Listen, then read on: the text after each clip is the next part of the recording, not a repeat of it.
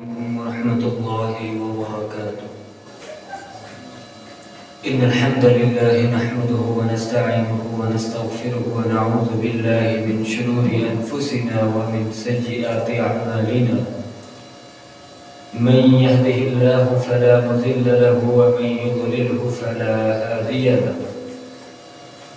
وأشهد أن لا إله إلا الله وحده لا شريك له وأشهد أن محمدا عبده ورسوله. أما بعد فإن خير الحديث كتاب الله وخير الهدي هدي محمد صلى الله عليه وآله وسلم وشر الأمور محدثاتها وكل محدثة بدعة وكل بدعة ضلالة وكل ضلالة في النار. قال الله تعالى في القرآن المجيد والفرقان الحميد: أعوذ بالله السميع العليم من الشيطان الرجيم من همزه ونفخه ونفثه. يا أيها الذين آمنوا اتقوا الله حق تقاته ولا تموتن إلا وأنتم مسلمون. يا أيها الناس اتقوا ربكم الذي خلقكم من نفس واحدة وخلق منها زوجها وبث منهما رجالا كثيرا ونساء واتقوا الله الذي تساءلون به والأرحام إن الله كان عليكم رقيبا. يا أيها الذين آمنوا اتقوا الله وقولوا قولا سديدا يصلح لكم أعمالكم ويغفر لكم ذنوبكم ومن يطع الله ورسوله فقد فاز فوزا عظيما. قال الله تعالى في مقام آخر: فمن زحزح عن النار وأدخل الجنة فقد فاز وما الحياة الدنيا إلا متاع الغرور. قال النبي صلى الله عليه وآله وسلم: اللهم إني أعوذ بك من عذاب القبر وأعوذ بك من عذاب جهنم وأعوذ بك من فتنة المسيح الدجال وأعوذ بك من فتنة المحيا والممات.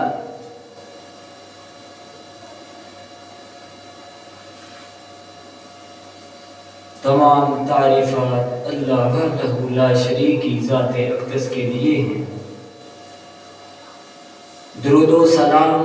ہستی مقدس و مطہر جناب محمد رسول اللہ صلی اللہ علیہ وآلہ وسلم کی ذات مبارکہ مقدسہ مطہرہ کے لیے اللہ تعالی رحمت نازل فرمائے صحابہ کرام، شہداء کرام، اہل بیت، تابعین، محدثین، امام مالک، امام شافعی، امام احمد بن حنبل، امام ابو حنیفہ رحمت اللہ علیہم اجمعین. معزز و مکرم سامعین و سامعات، آج کے اس پرفتن دور میں ہر مسلمان اس بات کی کوشش و کاوش میں لگا دکھائی دیتا ہے کہ قلیل سے قلیل تر عمل اپنا کر میں جہنم سے آزاد ہو جاؤں، جنت کا حصول ممکن ہو جائے اور دنیاوی اور اخروی زندگی میں کامیابی میرا مقدر بن جائے. اور جس چیز کو کامیابی کے ساتھ تعبیر کرتا ہے وہ اعلیٰ سے اعلیٰ عہدے کی، اعلیٰ سے اعلیٰ کسی مملکت کی فرما روی کی اور اعلیٰ سے اعلیٰ جاہ و جلال کی خواہش ہے. رب ذوالجلال والاکرام نے قرآن مجید میں بھی ارشاد فرمایا: الہاکم التکاثر حتی زرتم المقابر کہ انسان کو کثرت کی تمنا نے ہلاکت میں مبتلا کر دیا ہے، یہاں تک کہ اس نے قبروں کی زیارت کر لی ہے، اور انسان کے ارد گرد اگر کوئی چیز کامیابی کے نام پر گھومتی ہے تو وہ مملکتوں کی سرداری ہے، وہ قبیلوں کی فرما روائی ہے، وہ دور حاضر کے اندر بہترین معیشت و معاشرت کی سربراہی کے ذریعے ممکن دکھائی دیتی ہے۔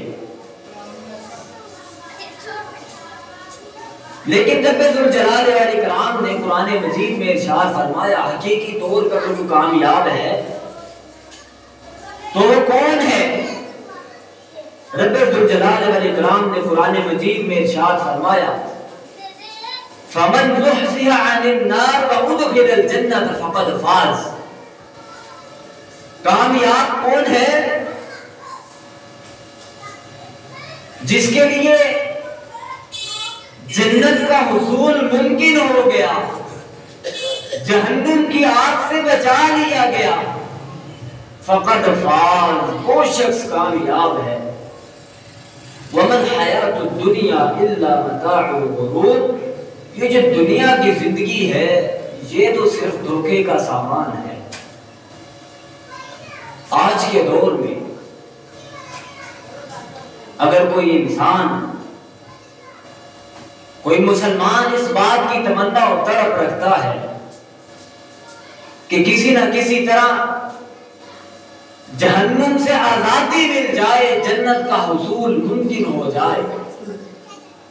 تو اس کے لیے شریعت اسلامیہ نے بڑے احسن اور جامع اور آسان اور سہل اصول دیے ہیں۔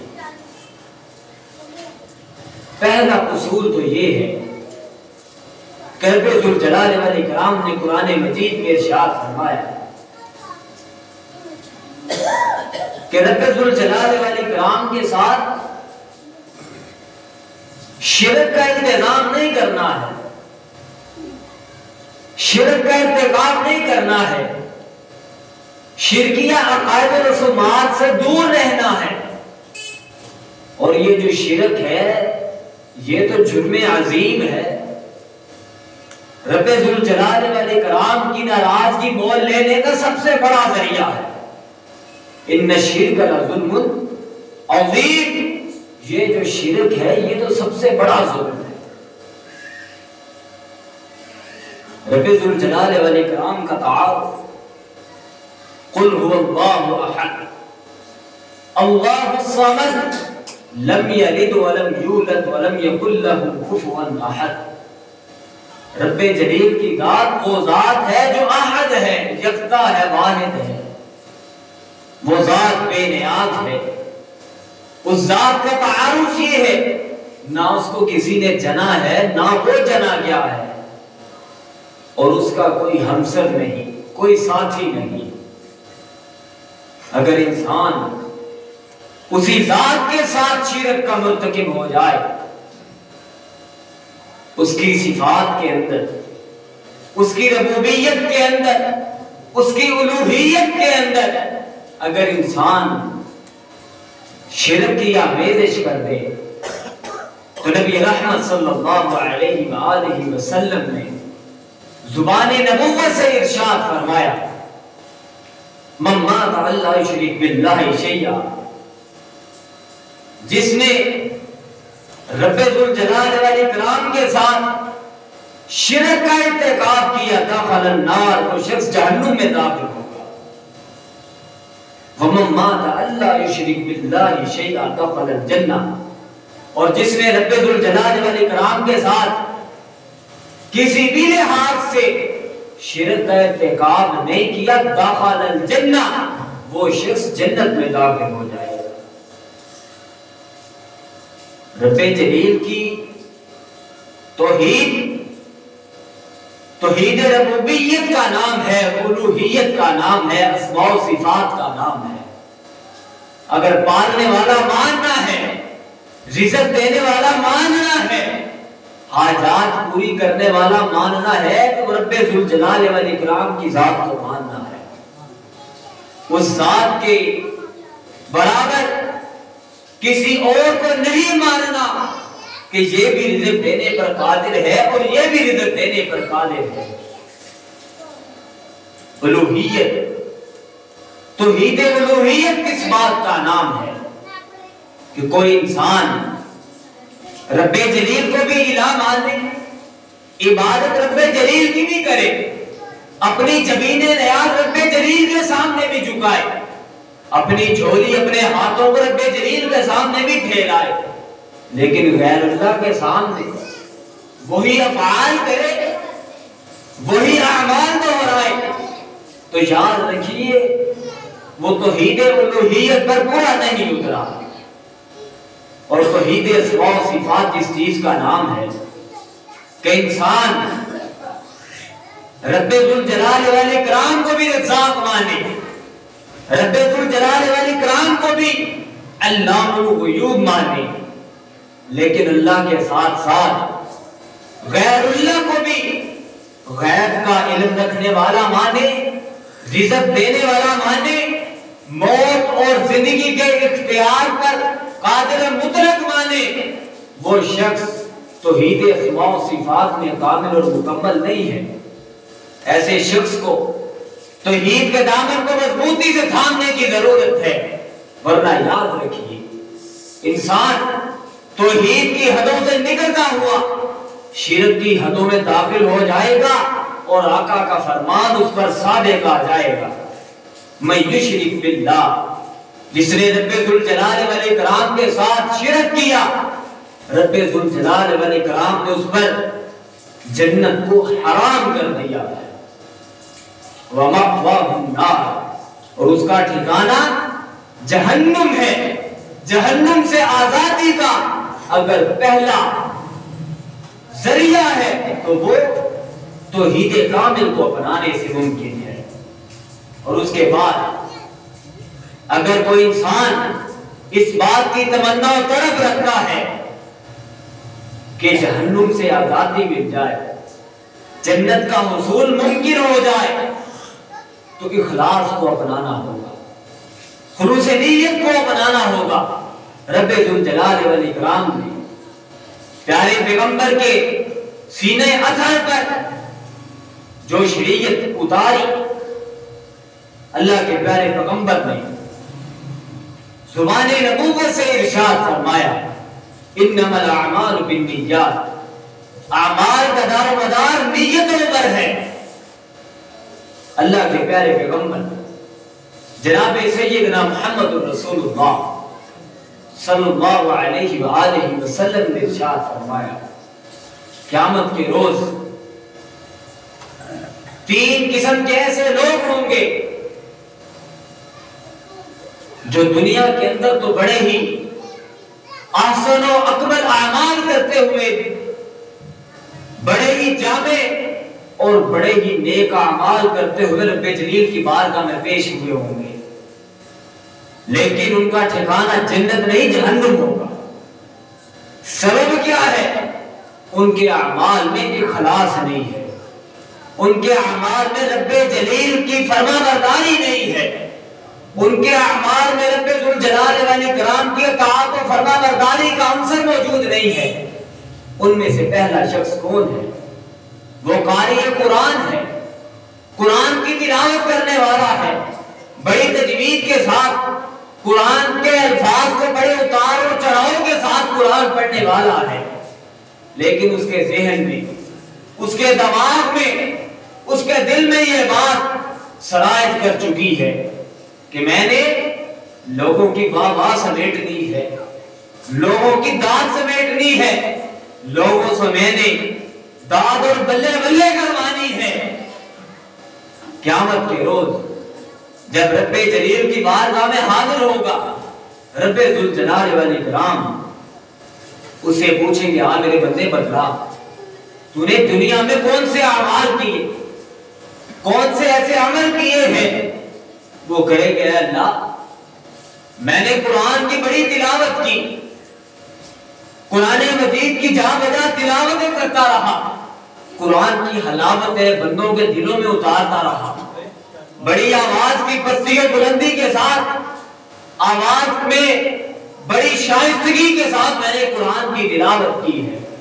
رب ذوالجلال والاکرام فرمائیں گے کذب کا تو جھوٹ بولتا ہے، تو نے تو تلاوت اس لیے کی تھی کہ لوگ تیری واہ واہ کرے، تیری بلے بلے ہو جائے، معاشرے میں تیرا نام ہو جائے، تجھے بڑا قاری قرآن تصور کیا جائے، تجھے بڑا حافظ قرآن تصور کیا جائے، تو نے اپنا انعام دنیا میں وصول کر لیا، آج تیرے لیے جنت کا انعام نہیں ہے، فرشتوں سے جہنم میں پھینک دیا۔ دوسرا شخص وہ سخی ہے، جب زکات دینے کی باری ہے تو بڑی زکات لوگوں پر نچھاور کرتا ہے، جب فطرانے کی باری ہے تو بڑا فطرانہ دیتا ہے، جب مساجد و مدارس میں اعلان کیا جائے علل اعلان لاکھوں روپے اللہ کی راہ میں دیتا ہے، لیکن اس کا مطلب، اس کا مقصد و محور، اس کا اصل منبع رب جلیل کی اطاعت و فرما برداری نہیں ہے، رب جلیل کی خوشنودی حاصل کرنا نہیں ہے، اس کا اصل منبع و محور یہ ہے کہ لوگ کہیں کیا سخی آدمی ہے، کیا سخاوت کرتا ہے، کیا اس کے اندر اعلیٰ صفات ہیں، جب بھی اعلان کیا جائے لاکھوں روپے اللہ کی راہ میں تقسیم کرتا ہے۔ ایسا شخص جب رب جلیل کی بارگاہ میں حاضر ہوگا، رب جلیل کی بارگاہ میں حاضر ہوگا، اس بات کا اظہار کرے کہ اے اللہ میں نے تیری راہ میں بڑی سخاوتیں کی ہیں، بڑا مال نچھاور کیا ہے، جنت کا حصول ممکن ہو جائے۔ رب ذوالجلال والاکرام فرمائیں گے کذب کا تو جھوٹ بولتا ہے، تو نے تو اس لیے سخاوتیں کی کہ لوگ کہیں جی کیا کہنے ان کے، کیا سخاوتیں ان کی، کیا بود و باش رکھنے والا انسان ہے کہ کچھ بھی خیال نہیں کرتا، لوٹاتا کرے جاتا ہے۔ آج تیرا ٹھکانہ جنت نہیں جہنم ہے، نعوذ باللہ من ذالک۔ تیسری جانب وہ شخص ہے جو ہاتھ میں تلوار تھامے میدان جنگ میں اتر آیا ہے، کفار و مشرکین سے لڑتے لڑتے ملا کر اپنی گردن اتروا دی ہے، قیامت کے روز رب جلیل کی بارگاہ میں حاضر ہوگا، کہے گا اللہ میں نے اسلام کی سربلندی کے لیے، دین کے علم کو بلند کرنے کے لیے اپنی گردن بھی اتروا دی۔ رب ذوالجلال والاکرام فرمائیں گے کذب کا تو جھوٹ بولتا ہے، تیرا گردن اتروانے کا مقصد و محور یہ تھا کہ لوگ کہیں فلاں قبیلے کی فلاں ماں نے بڑا ہی دلیر اور شجاع بچہ پیدا کیا ہے، لڑتے لڑتے اپنی جان بھی اللہ کی راہ میں نچھاور کر گیا۔ ظاہری بود و باش، ظاہری نمائش، اپنی واہ واہ کے لیے، اپنی بلے بلے کے لیے مال و دولت اللہ کی راہ میں دینا، اعلیٰ سے اعلیٰ انداز میں قرآن کی تلاوتیں کرنا، میدان جنگ میں لڑتے لڑتے اپنی گردن اتروا دینا، صرف اس لیے کہ دنیاوی لوگوں سے،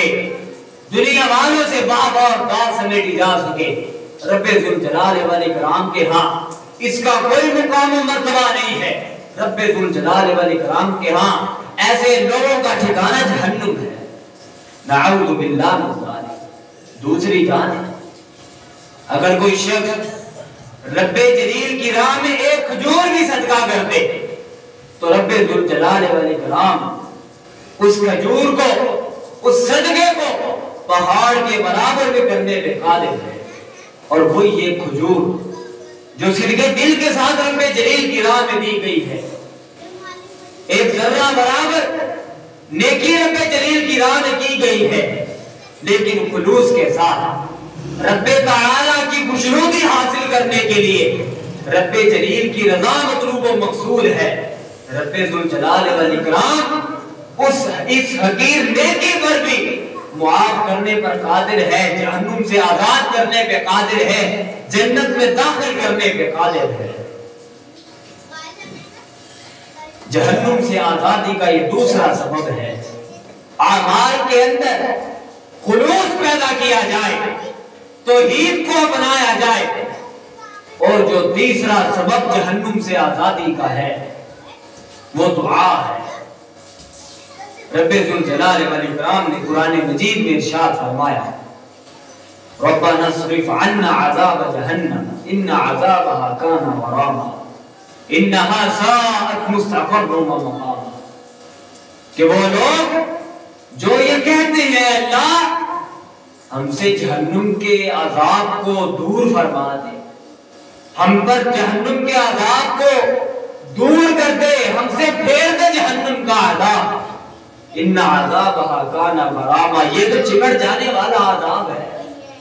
یہ تو بڑا برا ٹھکانہ ہے۔ رب ذوالجلال والاکرام سے دعائیں کرتے ہوئے نظر آتے ہیں اللہ جہنم کی آگ سے، جہنم کے عذاب سے ہمیں محفوظ فرما لے۔ تو رب ذوالجلال والاکرام نے فرمایا ایسے شخص کو رب ذوالجلال والاکرام جہنم کی آگ سے محفوظ فرما لیتے ہیں۔ نبی رحمت صلی اللہ علیہ وسلم نے زبان نبوت سے ارشاد فرمایا جو شخص اپنی زبان سے 3 دفعہ یہ کلمات ادا کرتا ہے اللہم اجرنی من النار، اللہم اجرنی من النار، اللہم اجرنی من النار، اے اللہ مجھے جہنم کی آگ سے محفوظ فرما لے، اے اللہ مجھے جہنم کی آگ سے محفوظ فرما لے، اے اللہ مجھے جہنم کی آگ سے محفوظ فرما لے۔ نبی کائنات نے زبان نبوت سے ارشاد فرمایا جو 3 دفعہ اپنی زبان سے اللہم اجرنی من النار کہتا ہے، جہنم اپنی زبان حال سے کہتی ہے اللہ اس شخص کو مجھ سے محفوظ فرما لے۔ اور اگر کوئی شخص 3 دفعہ رب جلیل سے جنت کے حصول کی دعا کرتا ہے، جنت زبان حال سے کہتی ہے اللہ اس شخص کو مجھ میں داخل فرما دے۔ دعا اس قدر اثر رکھتی ہے، نبی رحمت صلی اللہ علیہ وسلم نے ارشاد فرمایا الدعاء مخ العبادہ، جو دعا ہے یہ تو عبادت کا مغز ہے، الدعاء هو العبادہ، دعا ہی وہ اصل میں عبادت ہے۔ اور آج کے دور میں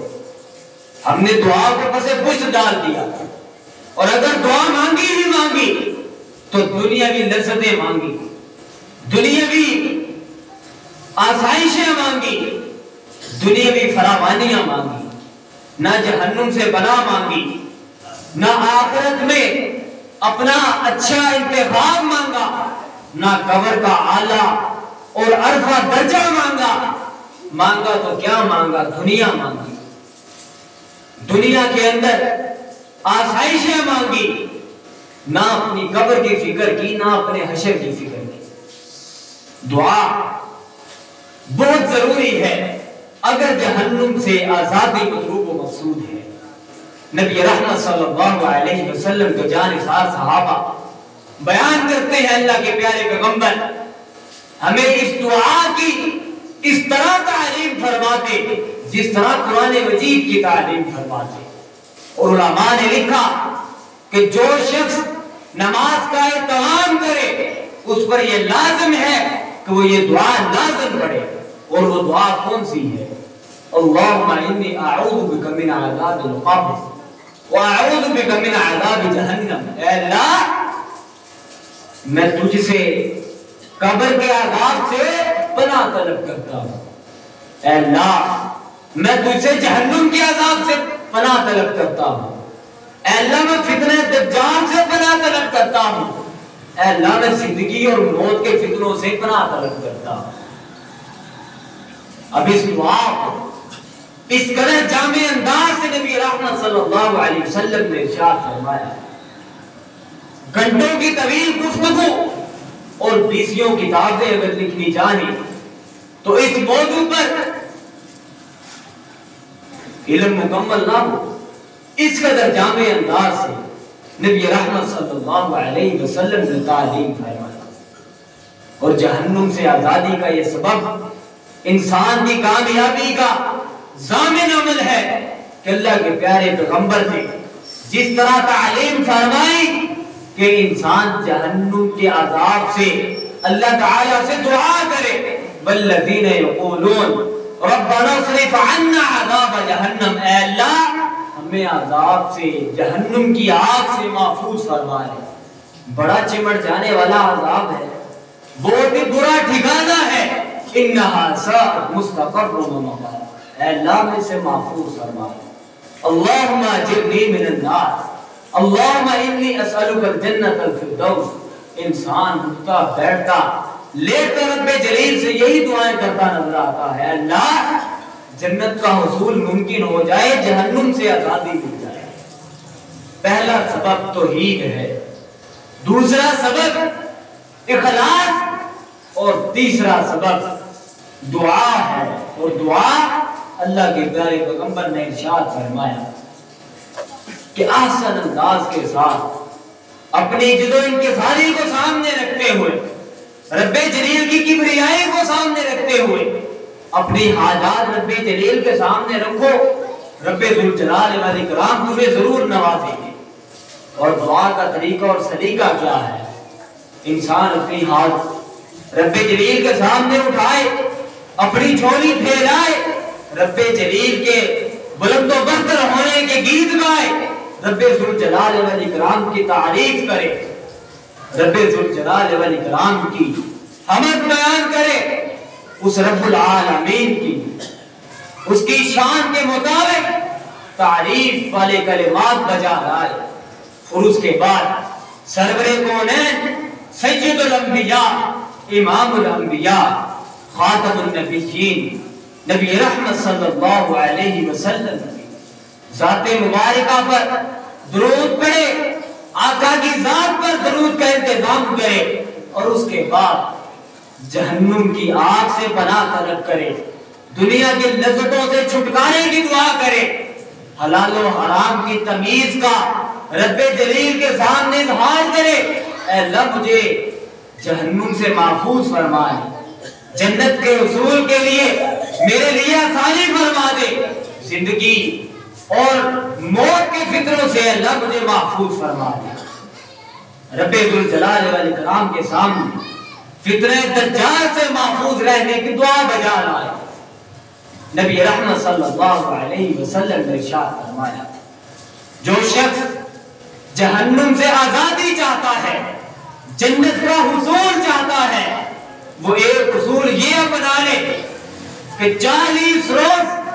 40 دن تباتر کے ساتھ تکبیر اولا کے ساتھ